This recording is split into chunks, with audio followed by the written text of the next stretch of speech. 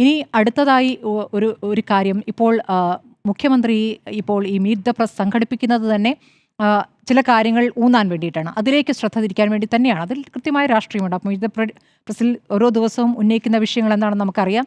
ഒന്ന്, സർക്കാരിൻ്റെ നേട്ടങ്ങൾ, ഈ ദാരിദ്ര്യമുക്ത കേരളം എന്നൊക്കെയുള്ള കാര്യങ്ങൾ ഉന്നയിക്കുന്നു. ക്ഷേമ പെൻഷൻ്റെ കാര്യം പറയുന്നു. അതോടൊപ്പം കോൺഗ്രസ് എത്രത്തോളം ബലഹീനമാണ്, കോൺഗ്രസിലെ പ്രശ്നങ്ങൾ, ഇതാണ് ആവർത്തിച്ച് പറഞ്ഞുകൊണ്ടിരിക്കുന്നത്. രാഹുൽ മാങ്കൂട്ടത്തിൽ വിഷയത്തിൽ കോൺഗ്രസ്സുകാർ സംരക്ഷിക്കുന്നു എന്ന് പറയുമ്പോൾ പോലീസ് എന്ത് ചെയ്യുന്നു എന്ന ചോദ്യത്തിന് കൃത്യമായ മറുപടി പറയാതെ ഈ വെടി ചെയ്യുകയാണ് മുഖ്യമന്ത്രി ചെയ്തിട്ടുള്ളത്. അതവിടെ ഒരു വിഷയം നിൽക്കുന്നു. ഇനി കഴിഞ്ഞ ഉപതെരഞ്ഞെടുപ്പിലൊക്കെ തന്നെയും CPM ഉന്നയിച്ചുകൊണ്ടിട്ടുള്ള ഒരു കാര്യമാണ് ഈ പറയുന്ന ജമാഅത്തെ ഇസ്ലാമി വിഷയം.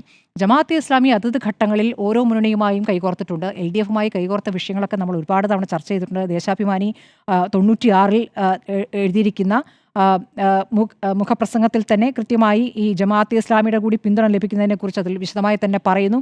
അതിനുശേഷം മുഖ്യമന്ത്രിയുടെ പ്രതികരണം അത് 2009-ലാണ്. ജമാഅത്തെ ഇസ്ലാമി നിലപാടുള്ള സംഘടന എന്ന് പിണറായി വിജയൻ പറഞ്ഞത്. അന്നത്തെ പത്രങ്ങളിൽ വാർത്തയുണ്ടെന്ന്, അതൊക്കെ കട്ടിങ്സ് ഉണ്ട്, അതൊക്കെ പുറത്തിറങ്ങുന്നുണ്ട്.